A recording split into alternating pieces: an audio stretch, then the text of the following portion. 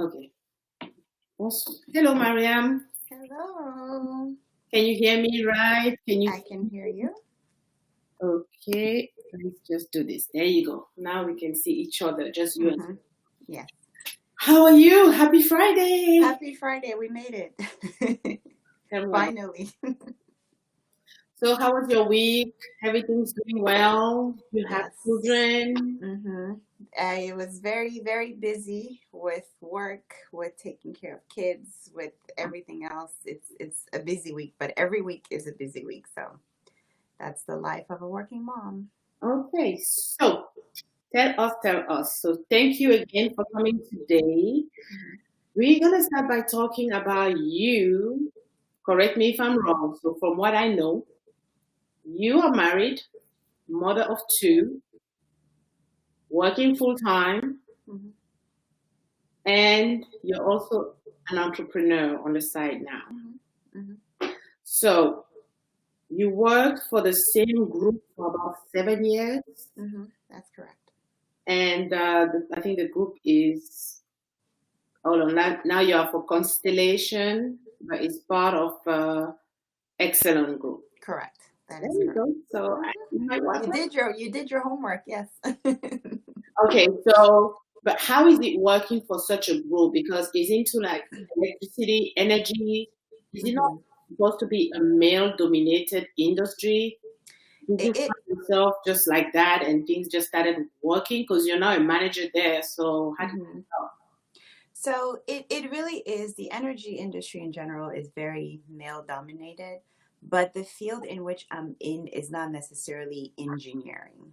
okay. So when I joined the company, it was always, I have a background in business, right? I have a background in economics and finance. So I joined the business side of the company. So it, even in the business side of the company, it was very male dominated, but not as much as like energy industries where you hear like oil and gas and mechanical and petroleum engineering. So this is more towards the operation side of it, which is not as male dominated as the rest of the industry. Okay, so basically it wasn't that bad. It was No. like a good mix up between the man and the female. Yeah, it was pretty good. And I see you've been with that company for a long time, actually. hmm So what, 6 years, something like Yeah, we're going to go on 8 years this year. So I started off in 2013, right after I completed my master's. So that's the only company I've ever worked for since I've been in the US. I did internships with them while I was in college. I did 2 internships with them. And after I graduated, they offered me a full time job. And that was the only company I'd known. I had liked working for them. So I had no issues, going there and getting a full time job. So I worked there when I was in Chicago. And then right before I got married, I decided to move to Houston because my husband was in Houston. And that's how I was able to transfer. So the reason why I stayed with the company is because they made that transition so easy. Because Exelon is so big and they have, companies everywhere in the United States, I didn't want to necessarily leave and go to another company. I wanted to stay within the Exelon family. So that. that's how I made that transition and I came to Houston. And Houston now makes it 5 years that I've been here actually working for them in Houston. I actually want to work for them too. They're a great company. I really enjoy. It Yeah. sounds like it. I want to work for them. With this, bye bye. I'm gonna go. Um. Okay. Well, that sounds really good. I mean, not often you see people stay with the same company for this long, especially these days. A lot of Yep. people kind of shift, Moving. move around. The market is quite dynamic. hmm Let's go back to hmm your beginning. hmm You are a Cameroonian descent. Were you born in Cameroon? I was born in France, but I grew up in Cameroon. I spent most of my childhood. So raised in Cameroon. So I will assume that you started your school in Cameroon. I did. So where did you go to school in Cameroon? How was it? Is that something that you learned there that kind of helped you to where you are today? So I started off. So with my family, we used to be in Douala, A lot of people don't know that. They think that because I left Cameroon when I was in Yaoundé, so they think that that's where I spent most of my childhood. But we were actually in Douala for a long time, and I was au Guélutin. So that's where I did my primary school or elementary school. And what helped me was the fact that the Guélutin was one of those schools, the very first schools in Cameroon that integrated really the bilingual system. So where I learned how to speak French and English was actually in school. So from the very young age, I've always been bilingual. That's why I learned French and English was when I was in Guélutin. So when you got to, fifth grade, they kind of told us, you have to pick a route, the Francophone system or the Anglophone system. And I picked the Anglophone system. At the time, I don't know why. My parents are Francophone. I lived in a Francophone household, but I just decided that I wanted to go into that system. So I did. So I went into Sacred Heart College in Douala. I was there not for a long time, only for 3 months, because after that, that's when my family moved to Yaoundé. Okay. So in Yaoundé, I went to Lycée Bilingue d'Application. I was there for a year, and then after that, I went to the American School of Yaoundé, which I spent most of my high school, and from there, that's when I came to the U.S. So what helped me a lot was the fact that I had that background already in English, Okay. French and English. That was definitely one. And if anybody went to school here or went to school in Cameroon, it's really not the same. The Cameroonian system is tough. So I had a little bit of that. I had a little bit of the Cameroonian system. So even when I transitioned over to the American system, I had that little bit of toughness already. And that's what really helped me when I came to college here in the United States. School is tough in Cameroon, but it helps you. It really builds that character. It makes you really think more than you need to. No need for calculators. Really use your brain in order to get work done, and people are more disciplined. So that definitely helped when I came over here.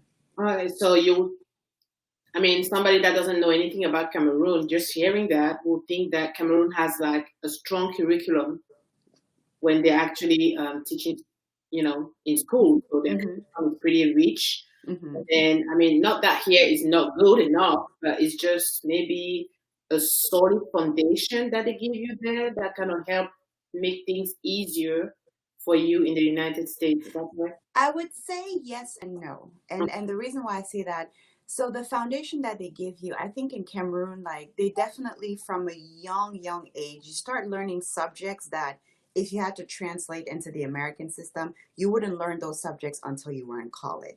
So people in high school in Cameroon are already learning about things that only college students would know here in the US. So you have that foundation.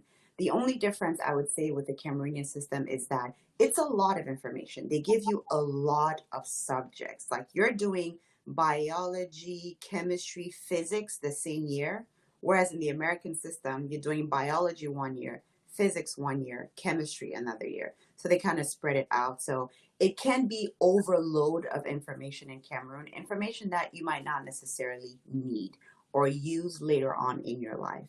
But the other thing too I would say is that with the American system, they kind of teach students how to think outside the box, which is something that I learned in the American school that in Cameroon we don't really have that, right? They kind of teach you, they show you this is what you have to learn, understand it, memorize it, and then you're going to use it later on in life. Don't ask too many questions. Don't try to understand the behind or the why. Just know that this is the way that things should be.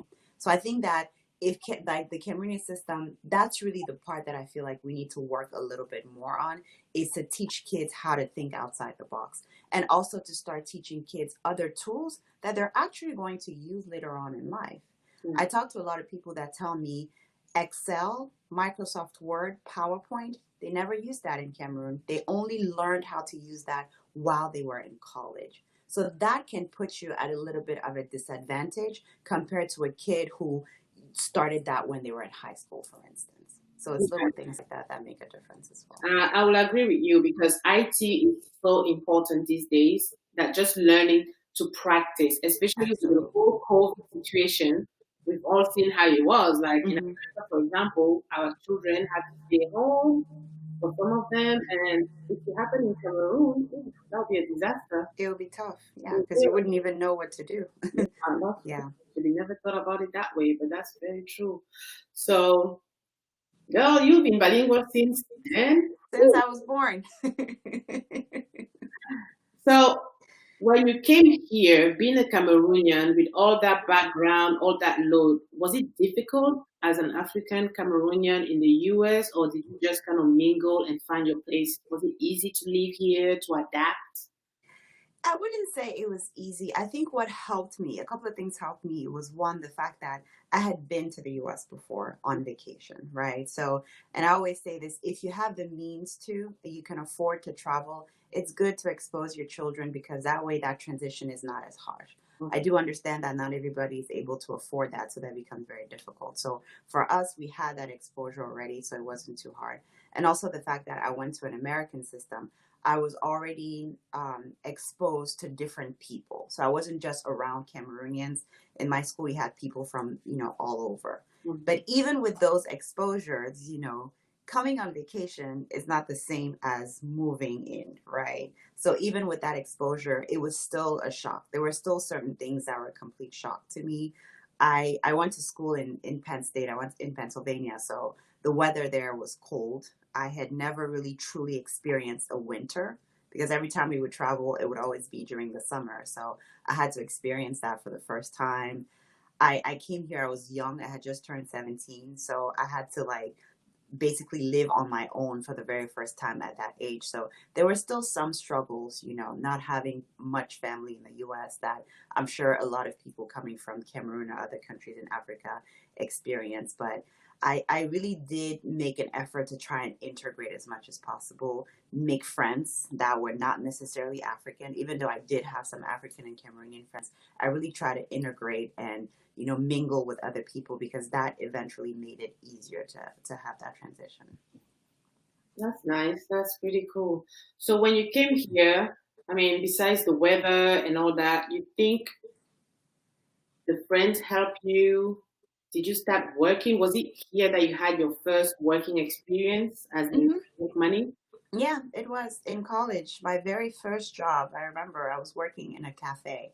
I could tell you what the name was. The cafe was Otto's Cafe. I will never forget. That was my very first job. And, you're making, and as an international student, you can't work, full time. You can only work a couple of hours a week. So, and at the time, I don't even remember what minimum wage was, but maybe it was like $6 or $7 an hour. But to me, I was making money. Like I had never experience that. You put in some hours. We were making sandwiches. So it wasn't, I was working in the kitchen making sandwiches. But yeah, that was my first experience saying you go somewhere, you put in your hours, and then at the end, you have a paycheck and you're able to, use that as your little pocket money. So that was a good experience. And that, yeah, learning from other people around me, that was really good. Another job too, that I had is I started tutoring in French. So that was another little side hustle, I can say, that kind of helped me put a little bit extra money in my pocket. And that's really from talking to other people, what do you guys do around here? Because I didn't know. You go to school, you study, and then you come home, and then no, people tell me there are things that they do. They have jobs. I started exercising a lot when I was in college. I was playing basketball and soccer in college from just, people around me telling me this is what they do. So. Yeah, it's true that here the school system, especially when the higher you get, the sport is actually a big thing. Hmm. In Europe and in Cameroon, well, if you play ball, you don't really need to go to school for that. You just need to play well, Yeah. to get you on the team. But here, you kind of mix the two and they mix it pretty well. So, Hmm. And it's a big deal. It's a really big deal. I thought when I was in Cameroon, because I had always been some sort of active throughout my life. Even when I was in Cameroon, I was playing sports, and I was playing soccer. I was playing basketball.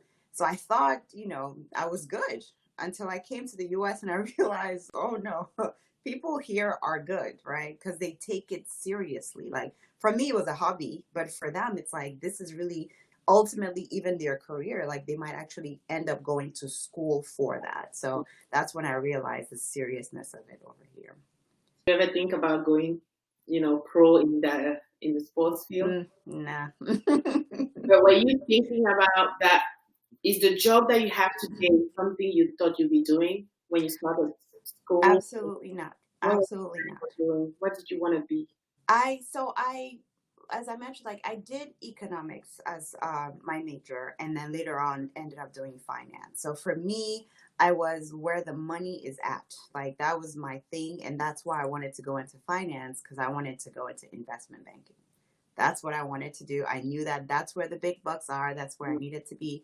But the more I was learning about it in school, the more I was realizing this is going to be a cutthroat career. I don't know if, not that I don't have what it takes, but I don't even know if I want to do that. Like earlier, you asked me about this job and being in it for so long. I'm not here because they're the company that pays the most. I'm sure I could even get paid higher somewhere else. But I start realizing the more I'm in this, the more I realize is more than just the amount of money that you make. You got to be happy where you are. You got to have really good life work balance, especially after you get married, after you have kids. Those are things that are really important. Even simple things as like benefits, like the number of maternity days that you get a year, like things like that that you might not realize before. So when I was younger, all of that didn't matter to me. It was about how much money can they pay me? And this is the field that pays a lot of money. But the more I started realizing it's more than that, the more I realized I should have a career in something that's more stable. So not necessarily the highest paying, but something that I can get good value, good life work balance, and I can learn from. Okay. That sounds actually good. To me, it sounds like a good way to, have your perfect life, if I want to put it that way, in bracket, because Yeah. we can Yeah. always do for whatever suits us best, right? Mm-hmm. When I think about what you said, I'm like, okay, so Mamu is working full time. That's your nickname. Yes. So we'll come to Mamu in a bit. So Mamu is full time, Mariam, two children, a husband, a home. That's a lot It already. is. Okay. And then you have to think about yourself. And on Mm-hmm. top of that now, you went and created a new window as an entrepreneur. Mm-hmm. How? Wow. How did you start? Were you not busy enough? Did you need more? Like, tell me, why did you feel you needed to open a new window? Like, what sparked it? What happened? What was the spark?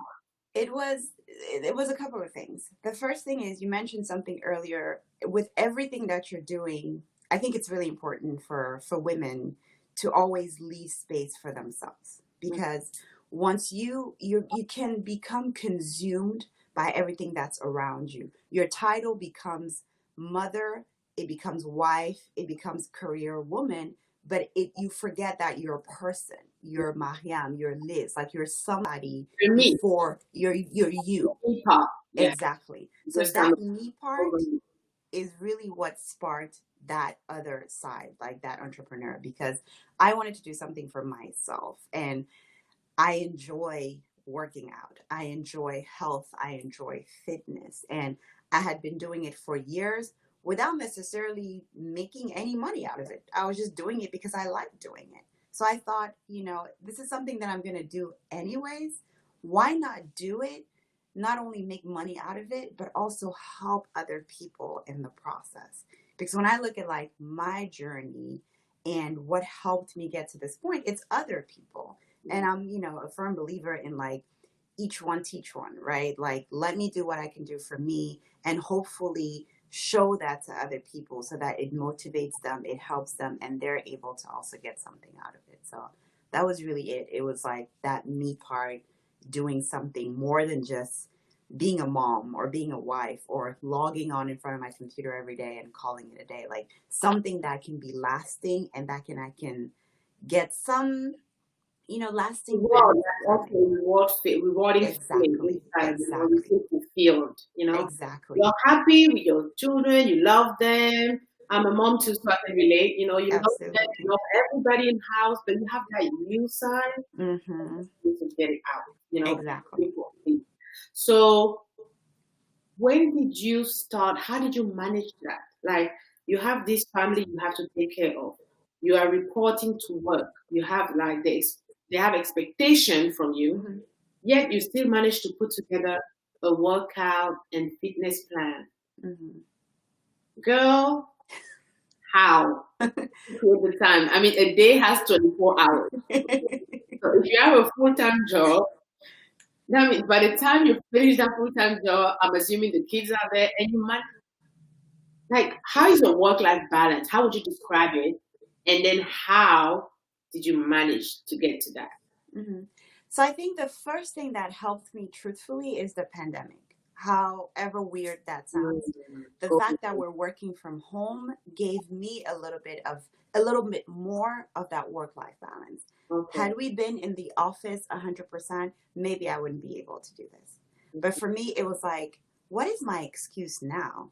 I've got the time. Mm. And we're still in some sort of confinement, whether you want to call it that, I'll put it in brackets. But when I look at it, it's like in the morning I get up, get the kids ready, we take them to school and daycare, I come back and my day starts. I'm working full time. When I'm done with that, then we got to go pick them up from school, get them back, make them dinner. They have to, get a bath or whatever, go to bed. I have to exercise. I have a little bit of a window after that. After I've done everything that I do, I have maybe one to maybe 4 hours where it's like that's my me time. Mhm. What was I doing with that before? I was watching TV shows. So right. And then I tell myself, instead of doing that, I can actually take that time, spend it towards something that's going to give me a reward later. Mhm. The whole meal plan, workout plan, people had asked me for that before. People have asked me for that for a long time. And I kept saying, I don't have time for that. That was always my answer. I don't have time for that. It would be nice, sure, but when am I going to find the time to do it? And then I had to look at my day, and I did see about 2 to 3 hours a day when I'm on my phone, I'm on TikTok watching TikTok videos, I'm on Instagram, I'm watching, all these TV shows, and I'm like, that's the time. That's the time that I keep saying I don't have time for. Use that and actually make something out of it. Well, I was coming up with that plan. I was working on it every single day for a month. I believe you. Every single day. I was not going to bed early. I was staying up. It was tough, but I gave myself a goal. I gave myself an objective, and then I made it happen. Just the same way when you're in school, right? You have a project that's due. You have an assignment that is due. Mhm. You have to make sure that you take your time to get it done. You have a deadline. Same thing at work. You have a project that is due, some report that you do. You give yourself time to achieve that deadline. I did the same thing for my project. This is my project. This is my assignment. So I told myself I'll do everything, get it ready by February 1st, launch it. And that's what I did. I just put in the time to make it work. This, can you see yourself? I can see. Can you see yourself? I can see myself, yes. So this is it. These are all the pictures that I see on your program. And clearly, I can now see that it doesn't happen by magic. Mm-mm. Because sometimes, especially these days, there's this thing about the woman body in general. Mhm. I mean, being African, whatever, doesn't matter. We all women. Mhm. We bear babies, we give birth, and the body changes so So, much. And girl, I don't know about you, but I can drink a glass of wine now. To get rid of that glass of wine, I don't know how many burpees would that be? 100? we have to give you a fine for that. Well, 10 burpees. One glass of wine is 10 burpees. You see, Yeah. you realize how much effort it takes just a little pleasure, Yeah. just a little, and then to just enjoy and indulge in that pleasure is nothing. You'll just be enjoying it, and then it's hurting you inside. So, knowing what you know now, because going from this transformation, how did you even do it? Was it like after pregnancy, and then you just decided that okay, enough is enough, let me change? How did you do it? Did you have time when you were just like, I can't do it and feeling down? Just tell me because I need to know. I'm sure many people need to know. All women like today, all I hear is workout, workout. Do this, do that. You need to do that. But at the same time, I mean, I'm a big advocate of feel good within your body. Absolutely. Give yourself the body that you like. Absolutely. You like to be plumpy, shaped, full, or delicious, whatever. However you want to call it. Be it. Yeah. Mhm. but just feel comfortable with yourself. Now, if you Mhm. want to make a change, I guess you have to make the right decision. So, Oh, absolutely.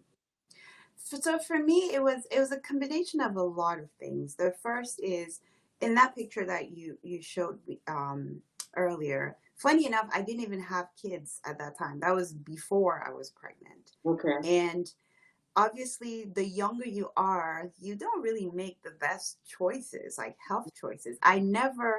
It wasn't until maybe 2018 that I really started paying attention to my diet. Before that, I never did. Because why would I? I'm young. I don't care. I can eat whatever I want, drink whatever I want. It never really mattered. 2018 was like almost 3 years ago now, right? So, That's when I really paid attention to my diet. after baby number one, I guess. I was after baby number one. Okay. So before that, I never did. So that picture is from 2016. Okay. I did not care. I was just, like you said, bootylicious. Like, what? I look good, feel Just good. enjoy your And life. I'm not saying, and to your point, you should feel good about yourself. And I did. I really did. But I made the decision that it wasn't just about even the way you look, it's also about your health. Like, you really have to start paying attention to your health. So, a couple of months after that picture was taken, I got pregnant. I Okay. got pregnant with Alexandre, and the very first day when I found out that I was pregnant, it was all about, ooh, let me track my journey to see how much weight I gained during my pregnancy. And I stepped on the scale at that point, and I looked at the number, and I had never seen that number before in my life. I can relate. So for me, it was I had reached, and I'll tell you, I have no problems talking about it. I was at 200 pounds. I had never been above, like I was always in the 100s. I had never seen the number two in front of my weight before. And that for me was my awakening. I need to do something about it. But I'm pregnant. I'm probably going to gain more weight on top of that. So I did. I gained, which was not a lot. I gained 28 pounds during my pregnancy, which from what I hear is a really good number. But yeah. Okay. I have three, and That's a good number. Yeah. mhm. So for me, it was I'm adding that to already a lot of weight that I have. And I'm like, ooh, that's going to be hard to get back to where I was before. And like I told you, before that, I was active. I was playing sports. I had always done like, CrossFit types exercise. I started doing that back in like 2014. So I was active, but I didn't really pay attention to my weight. I didn't really pay attention to my eating habits. And it's when I was pregnant, I started going to those doctor's visits, and they started saying things like your blood, like your sugar level, like pregnancy, diabetes. I started hearing those words, and I'm like, wait a minute, that's not about how I look anymore. That's my health. There could be potential dangers to my health. I need to do something about it. And I knew that the battle was even going to be harder because now I had just had a baby and understanding that my body was going to change. But that didn't stop me. That after Alexandre, after my first pregnancy, that was it. I was like, something's got to change. And I did. And I made that change. And ever since then, it's been just memories. I look back at myself like, wow, this is how I used to look. Interesting. I know it actually feels good when you look back at something that you wanted to change and you actually managed to make Mhm. that change. It actually feels really, really good inside. Yeah. Um, Talking about changes and working towards being healthy, what is your view on Cameroonian ladies, whether young in general, on that? Do you think we make enough effort being at home, being abroad, anything that is all women? Do we make enough effort to do better, to feel better for our health? Do we exercise enough? Is it still something that we need to improve? What do you think about it? Like, what's your view?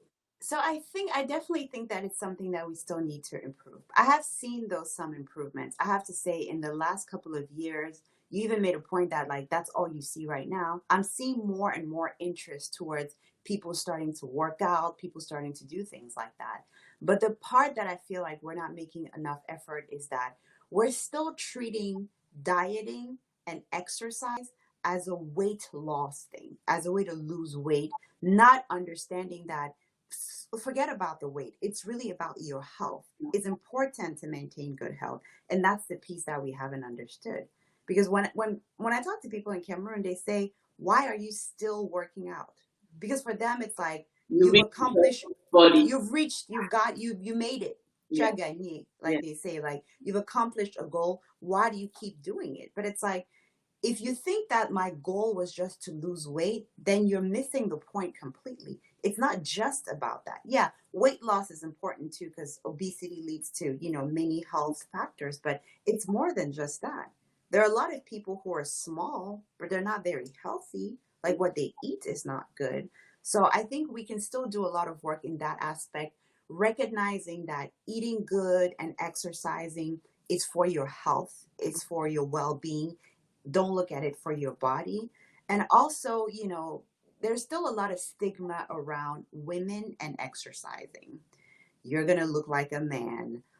Do you want to beat up your husband? Like whatever it is that people usually say in Cameroon. Weightlifting is even another question. It's like, Mhm. humble, like whatever words, I've heard it all. So there's that stigma around women. There's also that stigma around pregnant women or women who have babies or women who are wives. It's your place is at home. Your place is in the kitchen. Your place is to take care of your kids. After when you're pregnant, you're not supposed to be watching what you eat. You're supposed to eat as much as you want because your baby needs it. When you're breastfeeding, eat as much as you want because your milk is going to dry out. So there's always, I see you shaking your head because I know you've heard all of this. Exactly. So we have a lot of work to do. And a lot of it is like, there's some truth to it. Yes, you need to eat, you need to enrich your body and things like that. But there's so many myths, like those old wives' tales and things like that, that we need to stop. We need to sit back, do our research, understand the health implications and of all of it, and put our health first, put our bodies first. I think that in that aspect we still have a lot of work to do, but there are some progress, some improvements, but we're not there yet. You just made me laugh with that. Eat because you need to breastfeed. You really need to. And I remember when I think I was pregnant. I don't remember which baby it was, and a big sister, somebody that is dear to me and older than me, was just like, I don't understand why people keep saying those things. You don't have to eat cakes to get milk. You can eat healthy. You can have your veggies, Absolutely. everything that is healthy. You still get the milk. Absolutely. It's not about eating egg or okra, all those exactly. that we put with some good oil inside. Exactly. They don't give you more milk, or maybe I don't know. It's like eating cake. You can end up all the cake in the bakery. It's not gonna give you more milk. Or you're gonna have more fat in you. Oh my That's true. It's very, very, very true. And I knew it, but I never took a time to just think about it that way and be like, hold on a minute, she's right. I mean, it's not about eating more dole or eating more this, or maybe there's some, I heard some people say spinach, like the greens, can help stuff come out or whatever. Maybe you have lactation tea. So, yeah. You're but right. there's healthy ways to eat spinach. It doesn't have to be in dole. It doesn't have to be in arrow. Like You're right. You're still missing the actual point, because a lot of people do put those together, but towards the weight loss journey. Absolutely. Oh, I do get a lot of messages. Like people will ask me, "Oh, you work out, you do this, but you still haven't lost weight." Woo. That's crazy to me. I'm just like, I don't know if I discussed with you about that. I don't know if that was my plan. I'm just working out because it helps me mentally. Mentally, that's a good point. Another part I feel like people always neglect the mental. It makes my day so much better. Like I'm so less tired. I have more, I smile more. I'm happier. I'm not a scientist or anything, so I can't tell you what is doing what inside to make me more happier. Because It does. It's actually proven. It really does. When you work out, like that feel good hormone gets released, like endorphins get released when you're that's what exercising. I was looking for, but I'm Mm-hmm. so bad at that. So I was just like, it does work because it makes me feel good, you know. Funny Yeah. enough, I had a video sent to me over a year ago of me doing push-ups. I was on my knees, which already tells you it wasn't. Mm-hmm. And now I can do at least 10 or 15 straight push-ups Without being on your knees. without being on my knees, and I'm going even lower now. Yep. At the time, I could not, my hands could not bend; they were just like, Mm-hmm. okay. Mm-hmm. But And at now least, you will. yeah. So I totally agree with you. I think we all need to realize that it's part of a lifestyle. Just like dressing up, it should be a trend. It should not Thank just you. be something that we do for a season, just to look Thank you. skinny or go. Thank you. Because It's a lifestyle. You yeah, put it it's deeper than best. just a physical aspect. It's just health. And Mm-hmm. even with COVID right now, if you haven't learned anything, health matters. We It need does. It health. absolutely does. Mm-hmm. I think that's a very, very good point. Give me a minute because it's actually sinking in. It's sinking in, yeah. Sinking And I think to that point, I think it's important, like whatever it is that we do, I always think about like what kind of messaging are we teaching our kids? Like what are we showing them, right? I don't know about you, but I know that a lot of what I'm doing today is because I've watched my parents do it. So it's one of those, if we teach our kids like this is important, they're gonna grow up understanding too that it's important. So when you make something part of, like you said, your lifestyle, those choices that you make every day to exercise, those choices that you make to eat healthy, those also translate over to your kids. When you're eating your fruit in the morning, give some to your kids. When you're making a vegetable, give some to your kids because they learn from you. So I think that to me is even what, to add more to like what was really pushing me is because I saw my kids and I'm like, I want to be able to teach them something. I want to be there for them tomorrow. And for me to be there, I have to be alive. And for me to be alive, I have to be healthy. God willing, nothing else happens. So it's really about understanding the future and what legacy are you passing on that you start to realize what's really important. Let me ask you this. If you were to talk to your young self, you are free to pick which young self you want to talk to. Mm-hmm. Could be your teenage self, could be your primary age kid self. What would you tell her? What would you tell her that you know now that she doesn't or she didn't know then? Like, She did not know a lot of things. Boy, I don't even know where to start. About just what's important. I think the first thing is about what is important in life.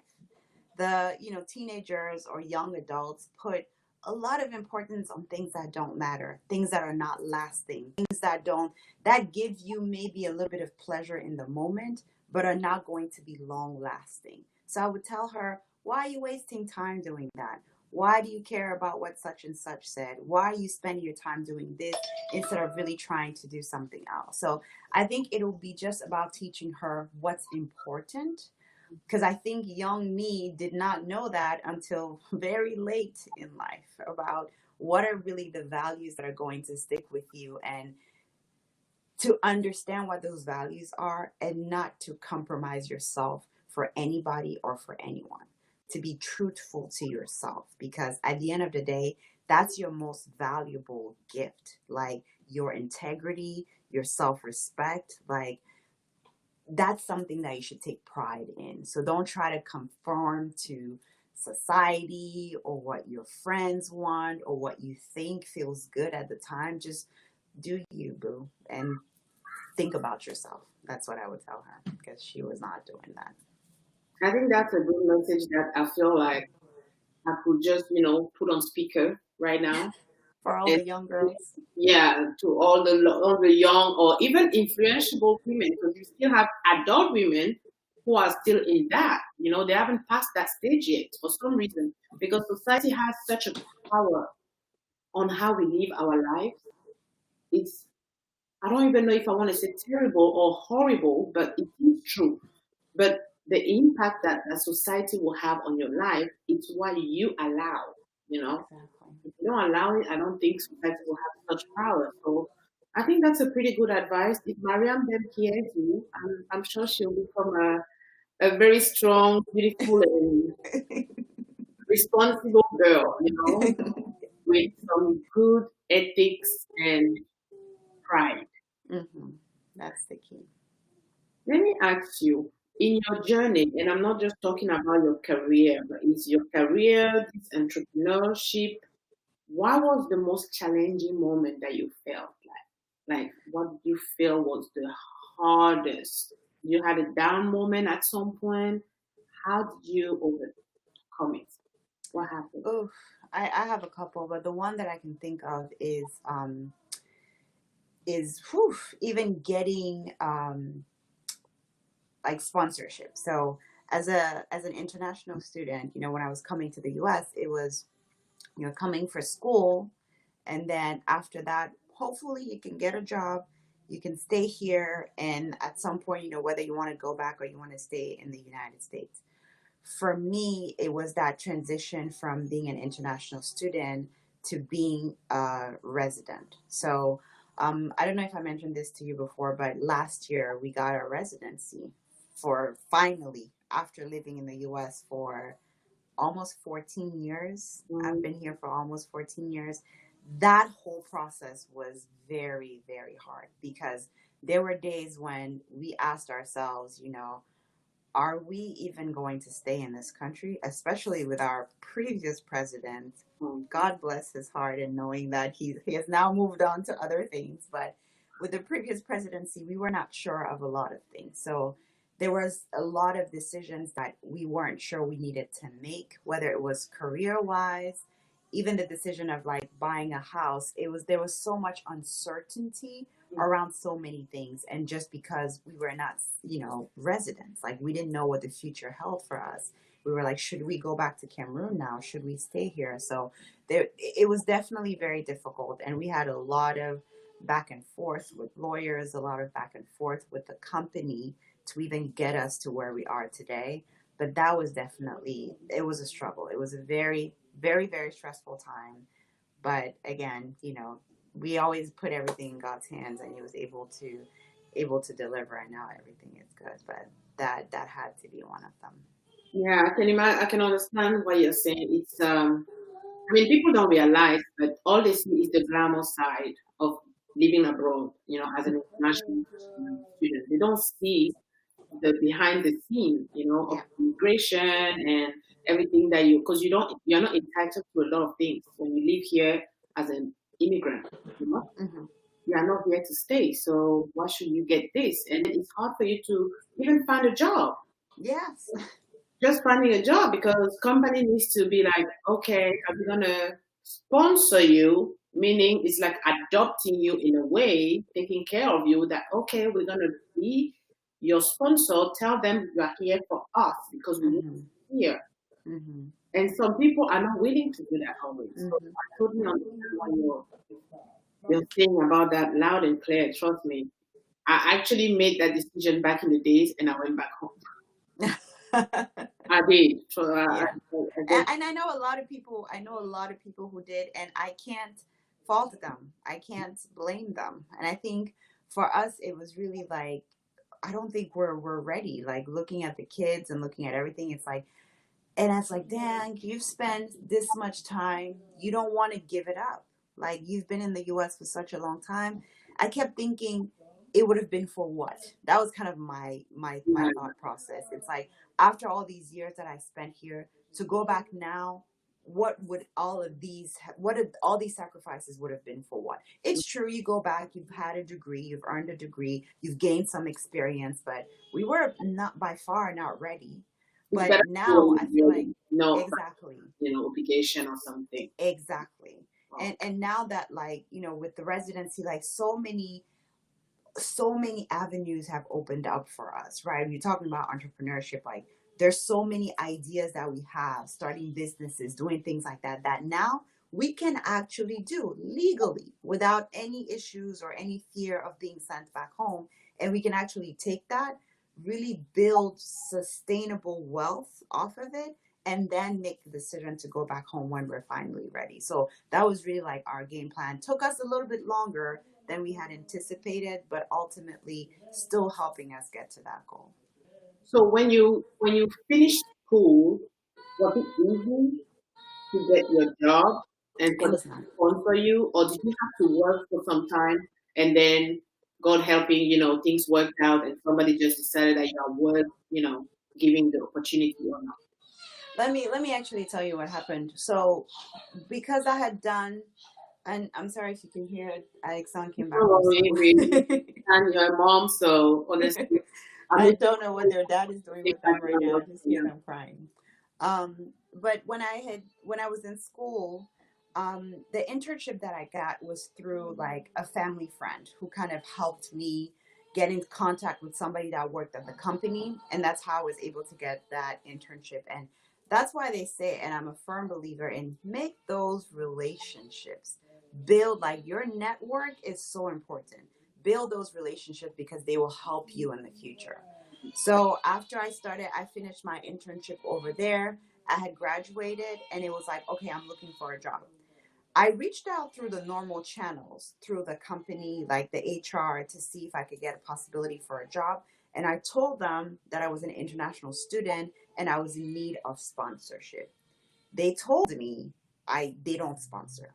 I guess that was the messaging that HR was giving people is, Yeah. right now we're not sponsoring any international students. Sorry. Mhm. Two things could have happened. I could have decided, you know what, that's it. There's nothing I can do. Let me start looking for other opportunities. But what I decided to do instead was I reached out to the VP where I was an intern, mind you. I was a small intern, but I reached out to the VP because I made that lasting impression on him and I was able to build that relationship. And I told him, hey, here's my situation. Remember me? I worked for you as an intern. I'm now looking for a job, but I have an issue. I'm an international student. He said, don't worry, we'll take care of that when it comes to it. And then he did. They hired me, they sponsored me for my H1B. Well, it was OPT first. I first got my OPT, then I got my H1B, and that was it.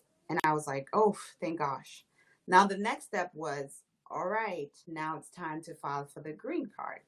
I had always been told that when you get your H1B, you can be on H1B for 6 years, right? So you get 3 years of visa, and then you can renew it for an additional 3 years, which makes 6 years the duration of your H1B. I was always told that the company will not even sponsor you for a green card until after you've completed your 6 years of H1B. That's what I always thought. And then I was talking to my director, my current director right now, whom I also have an amazing relationship with. And I was explaining things to him. He's of Indian descent. He came to the US and also went through the whole system. And then he told me, no, you don't have to wait for the 6 years to get your green card. We'll start filing for your green card right now. He just told me that straight off the blue. Like, yep, just go and talk to the lawyers. We'll start filing your green card. And then I did. And that's how the process started. Long process, a very long process, but it was really just those two things, my VP and my director, and it was just me having that conversation, just bring it up and kind of explaining the situation that I was in, and then they helped me out. Had I not made those relationships, maybe this would not have happened. Had I not approached them and pushed and said that I'm in this pickle, I need help, maybe this would not have happened. So I think, like, key or the moral to the story is it's important. Make those relationships because you never know when you'll be able to pull them out of your back pocket and they can help you in a situation. And whenever you're facing adversity, don't just sit back and say, what can I do? Reach out to people, talk to people, and see, somebody somewhere is going to be willing to help you. And that could be your luck and things fall. The stars align and everything just falls together. So that's what Wow. I mean, whoa, whoa, whoa. happened.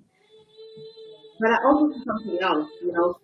Another lady mentioned to me that always try to do well and do your best, give it your all, because you never know who's watching. So I feel like you did that, and somebody actually watched. Yeah. The VP. You mentioned yourself. You say you left a lasting impression on him. That means you must have done something Yeah. for him to just have you like in the back of his mind and consider Mm-hmm. you an asset because we all know how the corporate world is. It's really tough, Yeah, and it's not really for free. You're not just going to do it because you're pretty or anything, but you need to get their own, the return, as they speak in absolutely. on their investment. Mm-hmm. So you are an asset, and he didn't just want to let the asset go. To be honest, he was like, he We didn't- want to keep you. so basically, I think she was right when she said that. She said, you know what, I'm going to tell any young girl, whatever you are, just give it your all, because you never know who is watching. Yeah, You just proved it right now that it's true. You yeah. know. Mm. So I think to even add on to that, a lot of times, whenever we're at work, and I'm not saying it's the case for everybody, but a lot of people, they don't necessarily pour their heart and soul into the work that they do. But your point that you make, give it your all, you never know who's watching. It's really important because that's how you get that promotion. Like we talk about, advancements in your career. How do you make it to the next step? Is by pouring your heart and soul. Is whenever there's a project or an assignment, it's by saying, hey, I want to do it. I volunteer for it. It's by reaching out to other people, not just being in your bubble and doing your work. It's by really putting yourself out there. In Cameroon, there's a saying that we like to have a lot. Whenever you're working, they always say this, and I'll say it in French because it only makes sense in French. Mm-hmm. They say, c'est la compagnie de ton père. Mm-hmm. As in, why are you putting so many hours? Yeah. Why are you working on the weekend? Why are you doing all of this? So hard. Is your dad's company like Is it your dad's company? And it's like, it's not, but that's the company that's paying my bills right now. That's, my mortgage or my rent or my car note or whatever. It's through that company. And I need to put in that work because I want to be able for my work to speak for itself. So that when they say my name, they say, she's the one that did that.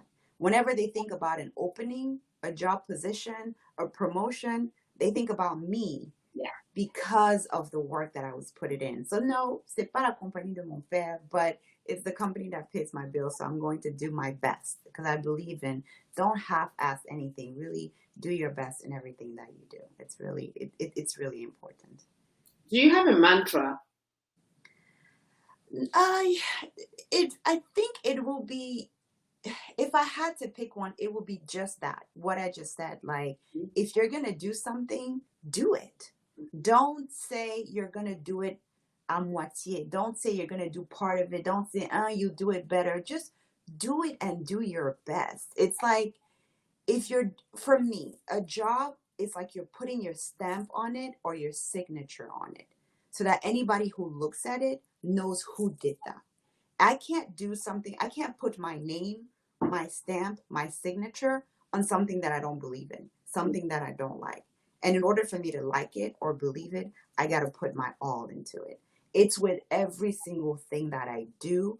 If I can't do it, I'd rather do it and do it well, do it 100%. So that if I had to have a mantra, that would be it. That's actually a very good one, to be honest. Mine is always give it a try. Like my thing is, if I don't have anything to lose, I mean, why stop? Exactly. Just do it. Absolutely. Yeah. Just do it.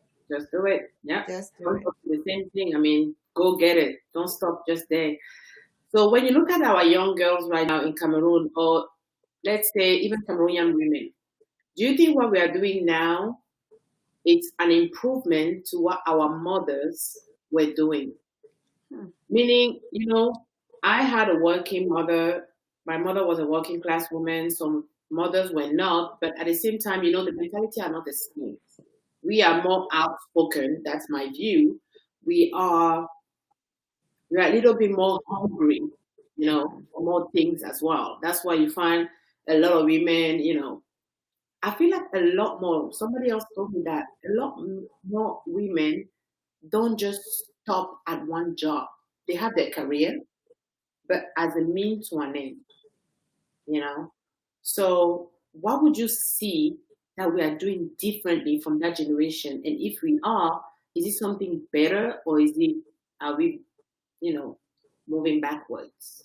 I definitely think it's something better. I think that the woman who's the go-getter, who decides that I'm not going to rely on my husband for everything, is the one that really understands, because I have heard of so many stories of women who are in abusive relationships, but cannot leave their husbands because they have nothing to provide for themselves or their kids.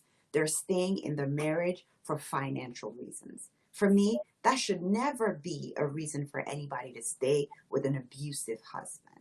So, what we need to start teaching our young girls or women is that try to make something for yourself, even if it's something small. It doesn't have to be a big career where you don't have the ability to take care of your kids, but something small so that tomorrow, God forbid, something were to happen, you can still stand on your 2 feet. So I think that more women are starting to do that now, which was not necessarily the case for our parents' generation. I think our society, the Cameroonian society, has always been the wife is the one who stays at home. She takes care of the kids, she takes care of the house, and the man is the one who goes out there and brings the money back home. It still happens, but I think more and more women are understanding that taking care of your household does not mean that you cannot have a job. You can still take care of your household, but still make your coin on the side. Still make a little bit of money for you. If not for anything else, but for yourself, that you can help. Start a small business, doing something that makes you fulfilled. You made a point earlier about, having a career as a means to an end, and maybe missing something else. And I think for a lot of women, that's what they're trying to do right now, is that extra, is that something else that they're missing. It's good to have a 9 to 5 job, as we like to call it, something that pays the bill. But a lot of the times there might be something else that's missing. Are you really fulfilled? Are you really doing what you want to do? Is there a passion, or is there something that you've always thought about doing, but you've never really given it your all? You've never really given much consideration. That other, whether you call it a hobby or your passion, like whatever you want to call it, take the time and pursue that, because that might actually end up being the more fulfilling than that career or that job that you have. So I think women are starting to do that a lot more in Cameroon. And that's something that I actually like to see, that I'm actually proud to see. I wish we could do more of that. I wish we could continue that, but I'm definitely seeing an improvement in that space. I also kind of want to ask you about this. A lot of women now don't also view marriage as an end, okay? Because you are married, I'm married, but we all have relations that aren't married, okay? But that does not make you a lesser woman or less accomplished. You understand?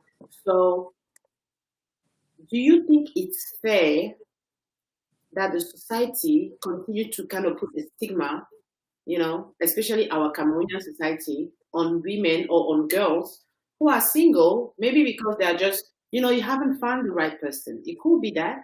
Or you've been focusing on your career because, yeah, you don't want to be depending on anybody. So you're trying to make a career for yourself and you're good at it. So, you keep getting ahead and going up the ladder.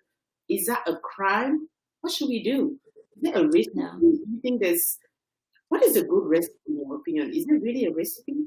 Do you have to get married, or can you just be, just you and just do you? Yeah. I'm a strong, and I've said it and I'll say it again, I am a strong believer that marriage is not for everybody. Because we've seen a lot of people try and we've seen a lot of people fail. and if it's not for you, it's not for you. By all means, we should stop. And we're putting too much emphasis on that. And unfortunately, the stigma or the burden is more on the woman than it is on the man. Like, you rarely see, people heckling 30-year-old men and saying, oh, you're already 30 and you're sitting there, you don't have a wife. No, that never happens. That rarely happens. But God forbid you are a 30-year-old woman sitting there with no husband. People start looking at you like, what's going on? The clock is ticking, right? So, and I think and when I say we as a society, but I think even we as in women, we need to stop, because we are also contributing to that. We're also the ones encouraging that, pushing that messaging around, like, marriage and weddings and everything you see on social media, it's glamorous. Like, oh, I can't believe it. When is your turn? Like, we also need to stop doing that because we're putting that unnecessary pressure on women. Some women, like you said, just haven't found the right one. It's not easy. True, there's a dime a dozen, but not all of them are the right pickings, right? So it's not easy to find the right one. Two, it could be for personal reasons. Maybe they decided, I want to focus on my career. Finding love or finding a partner is not at the top of my priority. Or it could be the simple reason that they're not interested at all. Maybe they want a companion, but they're not really interested in the prospect of marriage. They might not be interested in the prospect of kids. Or there are people who want to have kids, but don't necessarily want to have a husband. The two are not mutually exclusive. One can coexist without the other. So I always say we need to stop putting that pressure. Nothing says, there's no book, universal book of life out there that says that this is how your life should be. There's also no book about the order in which things should happen. There's some people that start their family, then they become successful. Others become successful, then they start their family. Things happen at any age. For some people, it happens as early as 18. For others, it's not until they reach 40. There is no book on life. The only thing really, yes, is that biological clock. That only applies if you actually want to have children. And I say this, there's more than one way to have kids. A lot of people, it's through adoption. Maybe they don't want to birth your own child. Maybe they want a surrogate. Maybe they want to adopt. Like, I think we need to start being more open to that. And we're not. In Cameroon, we're not. God forbid you were to tell somebody, I don't want to have kids. It's as if you rebuked Jesus or something. It's it's like abomination. Like, what did you just say? But we need to stop doing that. There you go. But yeah, we need to do better. It's really not. There's no shame. There's no acceptable, form. Do you, whatever works for you, whatever, it's your life, is your decisions, as long as you're happy. A lot of people are rushing into marriages because that's the right thing to do. And then they end up getting a divorce. They end up being sad. They end up, breaking up. So I think it's really, at the end of the day, do whatever makes you happy, whatever makes you fulfilled, whatever that means for you. That's what you should do. Would that be the advice that you give to our little girl? Yes. Stop looking at Bella Naija and, saying, when is my wedding day going to be? It's good. It's fun. But it's not the end all be all. Marriage is not a trophy that you get as a woman. That doesn't mean you've won. There's no competition that leads you to marriage. Stop thinking about that. Think about how you can make you a better version of yourself, how you can be the woman that you want to be. If that's a business that you want, if that's a career that you want, if it's kids that you want, whatever it is that you want, being somebody's wife is not a trophy. It's not the, winning an Oscar or something. So let that not be your goal in life. There's so many other things that you can aspire to be. Don't aspire to be somebody's wife.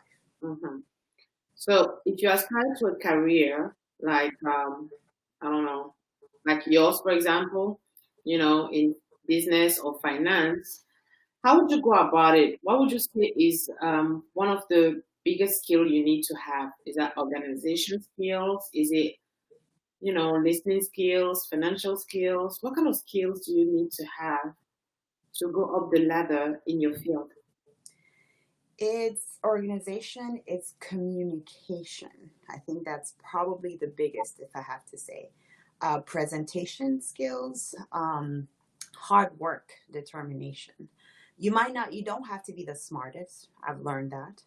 But you have to be able to recognize who those people are and seek their help and guidance when needed. You have to be somebody that's reliable. People can count on you and know that you're going to be there when need be. And that when you're there, again, to my point earlier, when you're going to be working, you're going to be giving it your all. So that determination, consistency, good communication, reliability, adaptability, and being able to network. good in presentation, being able to reach out to people, work really well with other people, being very patient and understanding. I think those are really the key. And I'll say this, you might end up and being very open too, because you might end up being somewhere where you had no idea that that's where you were going to be. At times you have an idea of what you want, Mm-hmm. and it ends up not being where you are. So do not be focused onto one goal, and be open to other possibilities and Okay. open to other avenues. Yeah, because you never know, it can open up doors that you never thought you were going to find yourself in. You actually find yourself liking them, or it gives you access to other opportunities. So that's what I You know, would it's funny. I'm not 16 and I'm not a teenager, but I hear you loud and clear. say.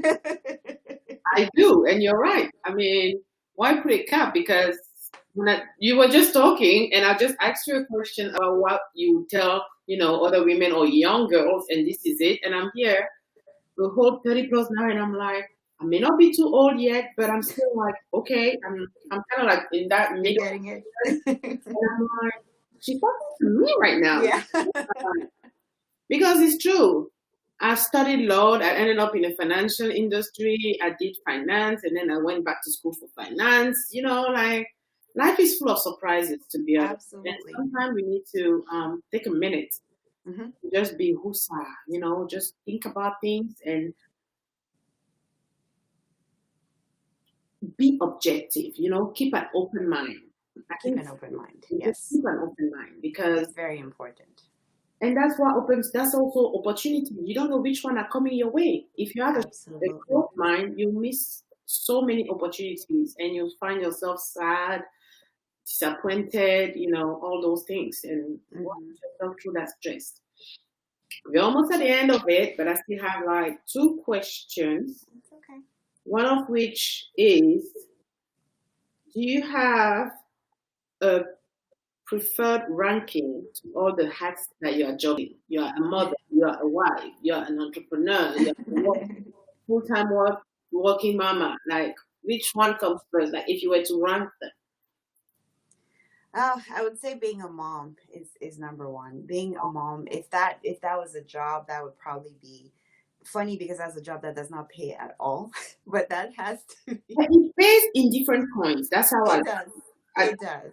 mhm. It does. And that coin is what's valuable. That's something that's gonna last you for the rest of your life. Just that being fulfilled, having that's thought that this is someone that you're responsible for. It's a lot of pressure, but ultimately it has to be the best, the best job of all. Just taking care of, my babies. That has to be it. Mhm. So that's number one. Number two, I promise not. Number two is my entrepreneurship. Like, that's it. Yes, I will take that, because, again, that's for me. I'm doing it for me. And I'm doing this to help other people.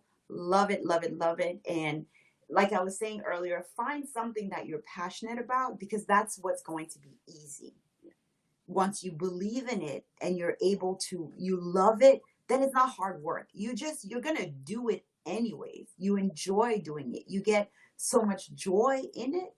That's when you really are able to fulfill yourself. And if on top of that you can make money out of it, then that's it. Plus, yeah, That's definitely. it. You've won. If this was a competition, like, you've made it. Like, you are the happy person, the happy worker. So that would definitely be next up in line.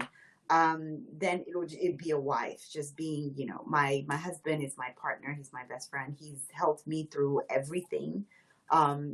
He's even in this, I say my entrepreneurship, but he's a Partner. shareholder.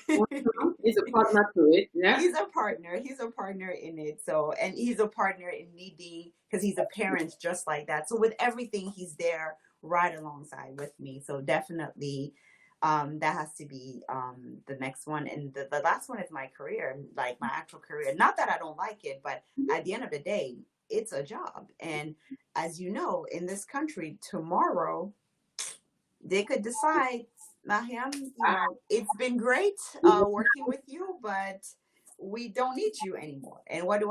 I take my things and I go, right? Mm-hmm. On to the next one. As much as, I've enjoyed working there, I've spent, almost 8 years there. And I've grown a lot in the company. And I'm very grateful for everything, obviously. But at the end of the day, it really just is that it's a job. So if I had to rank, that would definitely come in last. So looking at how, let's go back home for a minute in Cameroon. When you look at the way women, the image of the woman that Mm-hmm. is displayed in Cameroon, looking at what social media, because right now we have Facebook, Twitter, Instagram, but focus on us Cameroonian ladies. All that, do you think that they're sending the same message to our young generation, or do you think that message is different? Like social media has its own message, Cameroon has its own message, and what do you think should be the right message? Like, what should we do more to make a better generation of women from our younger ones? Yeah. I think the first step, to be honest, is what we're doing right now. Is talking about it. Is educating ourselves, educating young women, giving them the information that they need, and giving them access to this. Like, if I have a question about, I'm interested in, being a doctor, who can I talk to? Giving them those resources and letting them know that there are young female doctors that are in the United States, that are in France, that are in Canada, that are in Cameroon. Mm-hmm. There are people that you can talk to, building that network, because if people have access to that, then they're able to reach out to them. Mm-hmm. Right now, unfortunately, what do women have access to? What do young girls have access to on the internet? Is not necessarily that. Not that there isn't that, but that's not what you see everywhere, right? That's not what's popular. What's popular is the lifestyle influencers. I think that's what they're called, right? Yes, so The the somebody ones asked me that what the word travel. means. I tried to define it, but I wasn't 100% correct. So, Yeah, I think that's what they're called. The ones who travel around the world, who buy expensive bags. We're not really sure where their money is coming from. They have a lot of money. They're pretty. They dress a certain way. Their bodies are a certain type. That's what you see on the internet. That's what sells. That's what our girls see. That's who they aspire to be.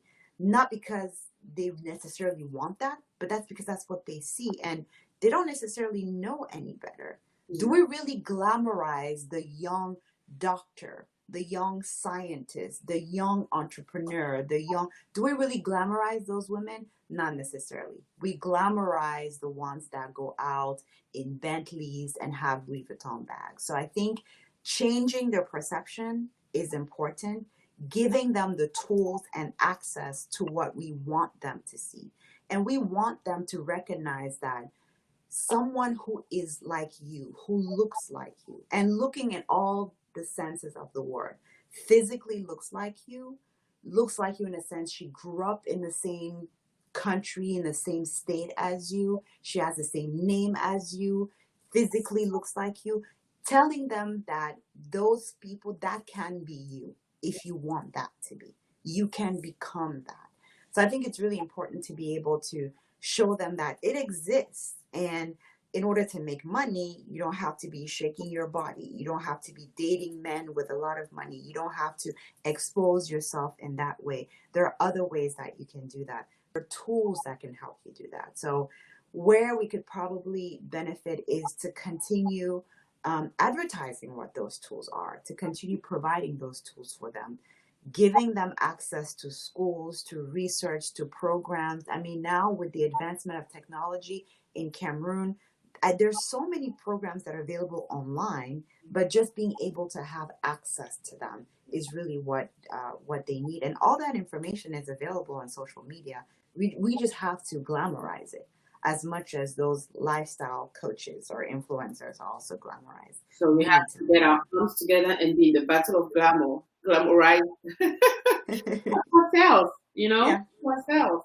And this is exactly why, I feel like this to me is important to have this conversation. And that's why I said thank you to you before, because you're taking time. And usually that's all we need. Mm-hmm. You need to take time and a little moment because you may not be a mother, but you're a woman. Okay, you don't know what your future is. You don't know where you're gonna be. You don't know what it's gonna be like. But if you are a mother and you have a girl or Exactly. even a boy, because if your boy grows up surrounded by, the worst of women, how happy is he gonna be? And I'm not just talking Exactly. about getting married to them. I'm just talking about just Mm-hmm. surrounded by Mm-hmm. women. It's all about the legacy we want to build for our young For ones, our the next kids. generation. Because even our young Mm-hmm. brothers, sisters, they need to grow up and need to get something. We all have a different background. We all have different social classes or opportunities, but there's one thing that is the same. If you are healthy, then what stops you? Mm-hmm. You know what I mean? What stops you? And Absolutely. that's the spirit that we need to see more. People need to be, I don't know how to put it, but they need to be more driven towards trying harder. So when it's hard, Mariam, what do you do? When things get hard, do you cry? Right. I do. I'm a big baby. Like, don't look at me like this. I look closer and cry. I cry a lot. But when I cry, I barely cry 2 times for the same thing, though. That's me. Once you've cried over it, you've cried over it. Oh, but I'll cry very good, though. Let it out. Oh, yeah. I'll cry. You think that I lost somebody. I will cry and cry and cry. But I don't cry many times over the same thing now. Mm-hmm. Mm-hmm. I don't know why. I don't know how. It's just something I noticed for me. That's And I good. don't feel ashamed to say I'm crying, or I don't feel any shame about it. Because yeah, it relieves me. After a good cry, once I look at my You eyes, feel good. look like this, well, you feel ugly too. So let me just because your eyes are so puffy, and then you get like a super bad migraine. Doesn't feel good at all. But Mm-hmm. once you pass that stage, and then you realize, why was I crying Why again? was I even crying about it? And you start thinking, and you're like, that's how it works for me. Then my mechanism start thinking, and then I start putting 1 plus 1. Like, okay, this one made me cry. Why? How? Look, look. And then I'm like, I don't like crying. So why should I look like this again? And No, then you're done. I'm done. I don't cry. That's just me. So what? How do you do? How do you do it in general? Some people pray. Yeah. I do pray as well, but when things are really bad, I cry. That's me. Yeah. Then I pray. Yeah. I have to say though, I haven't, and it's not that I don't cry. I haven't cried over anything in a long time because Yeah, that's a good I'm thing. always in the belief that like if you can't do anything about it, just pray about it, right? And you made a good point. Just sit down and pray because I think ultimately do whatever is going to make you relief, like if that means and not something that's going to harm you. Let me put it this way, because people want to drown their sorrows. I'm not saying drown them, so don't go and drink alcohol and something like that. Mm, So by relief I mean you're not trying to forget about your problems. They're there.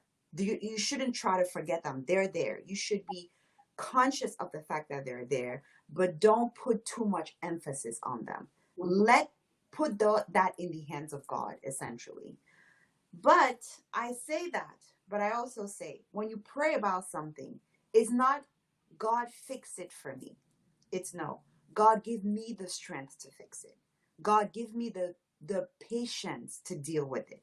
God give me the tools to help me go through it. Your problem is there. It's not going to go away. You just have to find a way to deal with it. So that prayer is to give you that power and that strength to go through the problem. And if that means you're going to go through it and be crying and be mad and be whatever, but as long as it gets you to the other side, let it get you to the other side. At the end of the day, that's what I say. If I have a problem, talking about it, stressing about it is not going to fix it. I need to figure out, what do I need to do to resolve that problem? Let me think about it. Let me pray. Let me talk to people. There are people that are close to me that Every time I have a problem, I pick up the phone and I call them. We talk about it. Whether we resolve it or we don't, just having somebody to kind of bounce ideas off of, somebody who's going to listen to you, hear you out. And at times, even just talking about it helps you. You realize, why am I even stressing about this thing? Why am I even worrying about this thing? Like, I got this. I can do it. Right? And you made a really good point, is not being ashamed of it. We so many times, a lot of what kills us is that guilt or that shame or that fear. What are people going to say? What are they going to do when they find out? Oh my gosh, that cannot be me. And then you find yourself in that situation. Is that shame that consumes you? So you have to tell yourself, this is life, sis. Like, life is not easy. Right? Things are going to be tough. It's okay. It's okay you say you struggle, because you're human. But what makes you stronger is being able to overcome that, is being able to say, yes, I struggled, but guess what? I still made it.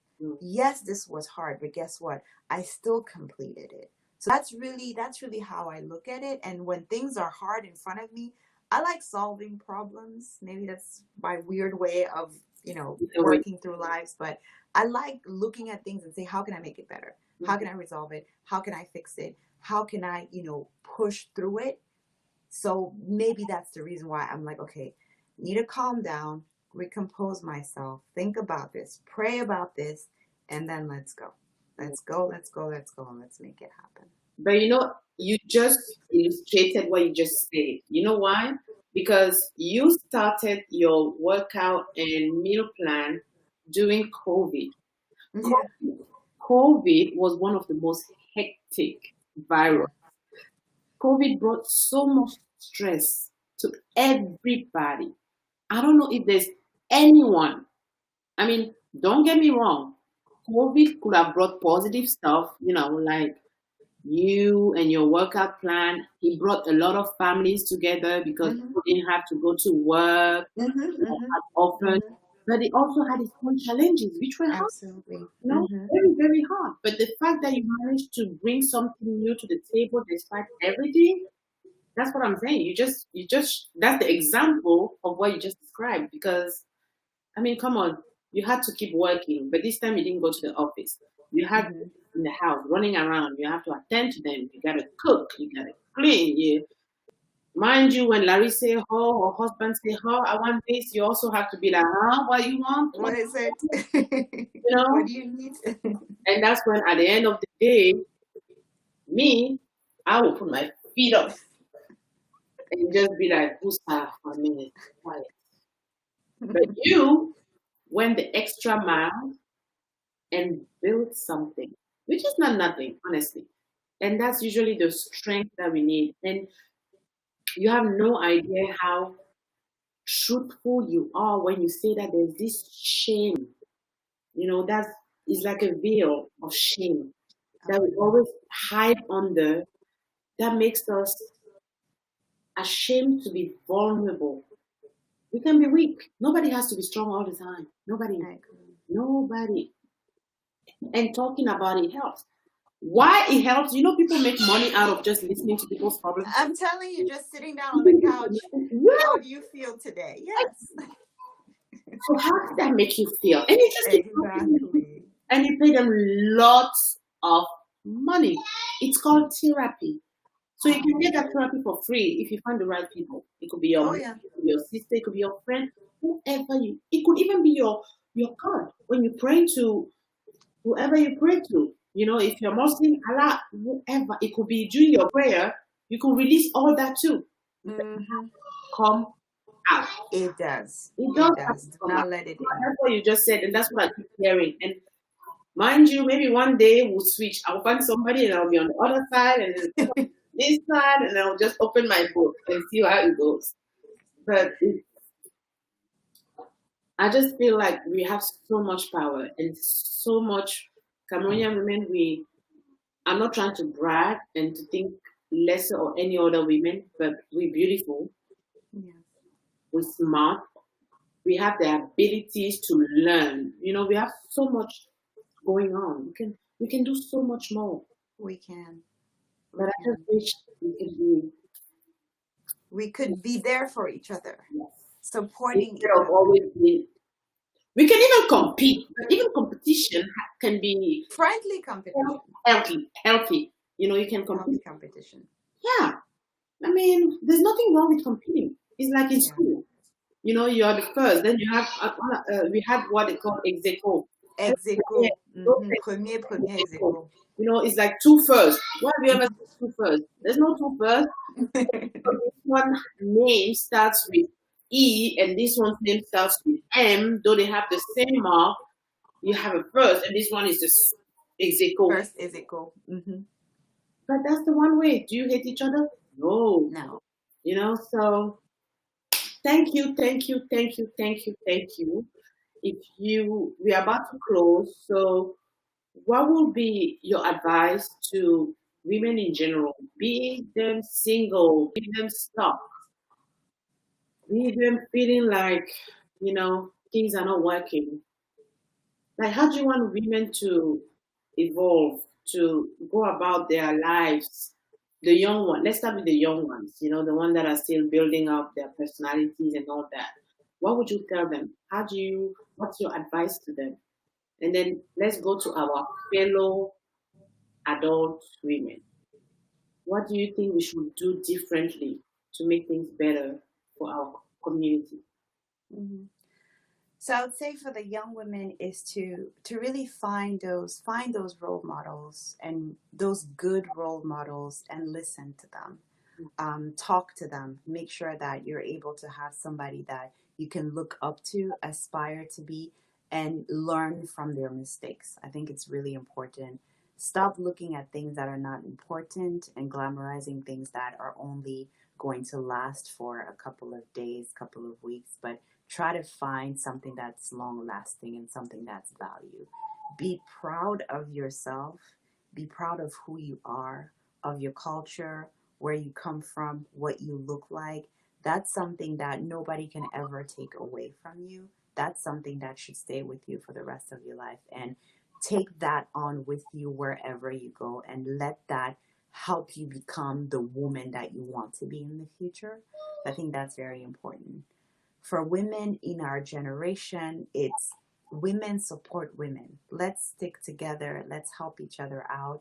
It's not easy for a woman. It's not easy for women of color. It's not easy for women of color of African descent. We have so many things that are stacked against us. Instead of fighting each other and looking down at each other, how can we help each other? How can we support each other? I think what you're doing is absolutely amazing. We need more of that. These conversations, finding people that can bring value to other women, you know, advice that you can give, those small forums that can actually lead to something bigger to help build that community for other people. How can you as an individual do something that's going to bring value not just to yourself but to other people around you?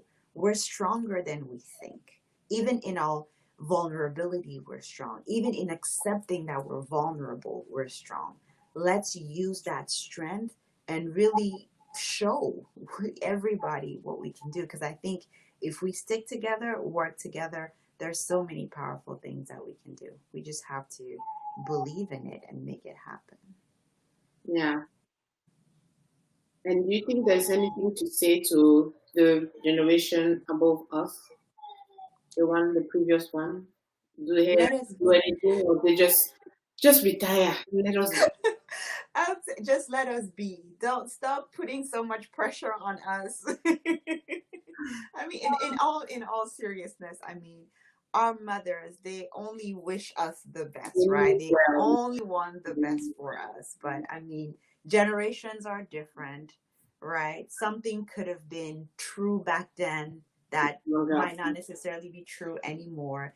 It's accepting that, recognizing that, knowing that, when we talk to our moms, like, be confident that you are a strong woman and you raised a strong woman, a strong, independent woman. And we're not saying we don't need you. We always need you. We will always, always, always need you.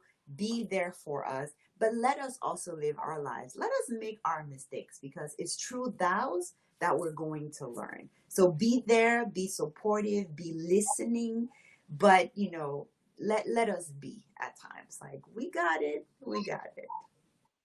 My mother will say to that, I'll continue to talk.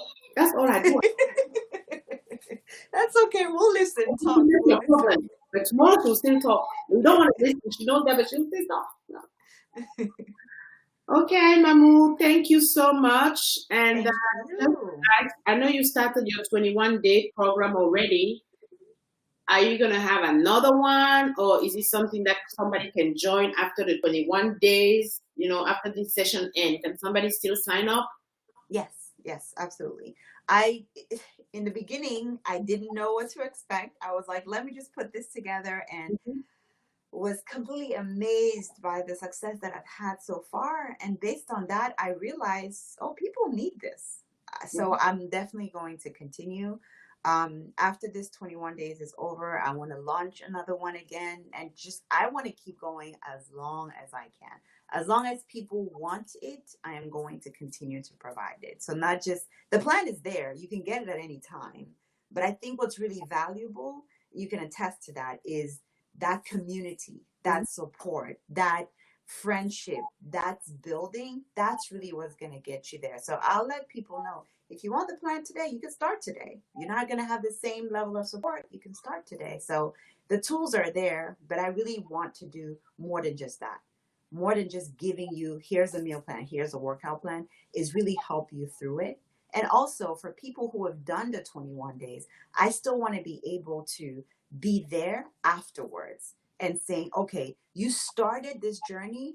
How can I help you continue? Because losing weight for 21 days, that's not it. It doesn't end there, right? It's more than just that.